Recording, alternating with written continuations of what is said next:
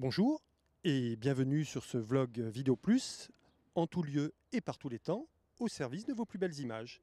Alors aujourd'hui, je porte une paire de lunettes, un accessoire dont je n'ai pas besoin et qui fait que je vois absolument flou. L'optique, c'est une affaire de spécialiste et c'est justement le thème du post de ce jour. Visite guidée de notre laboratoire optique. Vidéo Plus dispose d'un parc de location d'unités de tournage à dimension européenne. Associés aux caméras, les optiques broadcast ne souffrent aucune approximation quant à leur réglage. Toujours à l'écoute des exigences les plus sévères de nos clients, pour qui chaque plan compte, nous affinons les réglages de ces véritables diamants grâce à un collimateur Crowdsealed digital.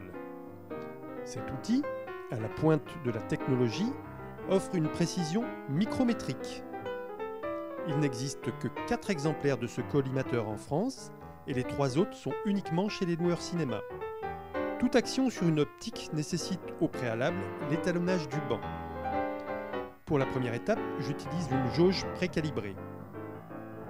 Grâce à un étalon de 56 qui correspond à une distance monture-capteur pour du PL, je calibre ma jauge. Cette action faite, je positionne le palpeur sur la monture. J'observe que la valeur micrométrique de mon banc était de moins 4 microns. Je définis la mise à 0 qui signifie la calibration parfaite. Il s'agit maintenant de vérifier l'alignement du collimateur grâce à un verre dépoli. Je positionne mon verre dépoli sur la pupille d'entrée du collimateur. Je dois aligner les 2 barres extérieures qui représentent l'infini du banc aux barres intérieures qui représentent l'infini de l'objectif. L'alignement correct procède de la correspondance de l'infini de l'objectif à celui du banc. Le tirage optique le plus précis est désormais possible. Pour l'exemple, nous allons procéder au tirage de cette optique Canon 14,5 par 60 de la gamme EOS Cinema. Sur cette optique, il nous faut découvrir la bague de tirage. Le desserrage de 3 vis est nécessaire. Nous allons nous positionner à l'infini en longue focale, toujours pleine ouverture, pour avoir le maximum de défauts.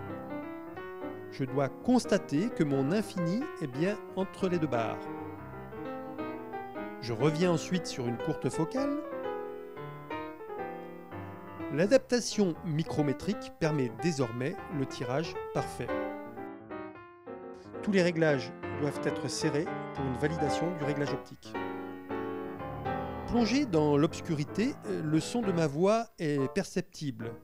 C'est la nécessaire condition pour vous faire découvrir maintenant la Lightbox qui met en perspective les défauts et qualités d'une optique.